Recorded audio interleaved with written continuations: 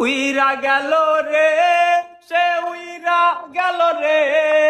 টাকা পয়সা বাড়ি গাড়ি যাইব না তো কবরে, বহুতল দালান কইরা কি লাভ তবে হইল রে। হ্যালো বন্ধুরা, সবাই কেমন আছেন? আশা করি প্রত্যেকেই ভালো আছেন। গাইস, আজকের ভিডিওতে কথা বলবো আপনাদের অনেকেরই পছন্দের কণ্ঠশিল্পী গগন সাকিব ভাই সঙ্গীত জগৎ থেকে বিদায় নিয়েছে। এই ব্যাপারে কেউ কেউ জানেন, কেউ আবার জানেন না। আর কোনো নতুন গান আসবে না, এরপর সঙ্গীত জগৎকে বিদায় জানালাম। গগন সাকিব ভাই কেন হঠাৎ করে তার লক্ষ লক্ষ ভক্তদের কাঁদিয়ে গানের জগৎ থেকে বিদায় নিল? কি হয়েছে তার? কাফনের তো পকেট নাই, কবরে তো সিন্দুক নাই, টাকা পয়সা রাখবি রে তুই কই?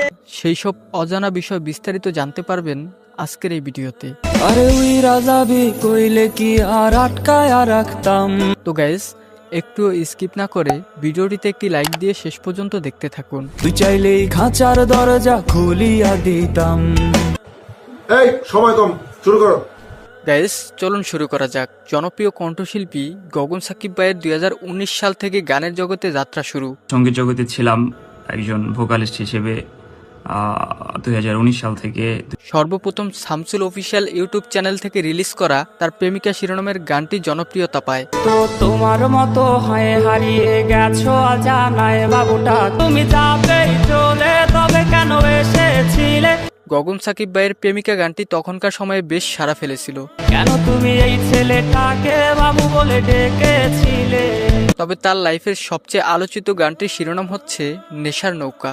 প্রিয়া প্রিয়া প্রিয়ায় আমায় ব্যথা দিয়াছে, মনের মাঝে বিয়ার নাকি অন্য কেউ আছে? গানটি অল্প সময়ে কোটি ভক্তদের হৃদয়ে জায়গা করে নিয়েছে। তো তারে ভুলতে আমি নেশার নৌকা বাই। গানটির ভিউ ছিল আকাশ ছোঁয়া। প্রতি রাইতে নেশার নৌকায় চাঁদের দেশে যায়। গাইস, গগন সাকিব ভাইয়ের নেশার নৌকা গানটি তার লাইফের সেরা ভিউ পাওয়া গানও বলা যেতে পারে। ওরে প্রিয়া প্রিয়া প্রিয়ায় আমায় ধোকা দিয়াছে। এখন পর্যন্ত গানটিতে 129 মিলিয়নের উপরে ভিউজ উঠেছে। মনের মাঝে বিয়ার নাকি অন্য কেউ আছে?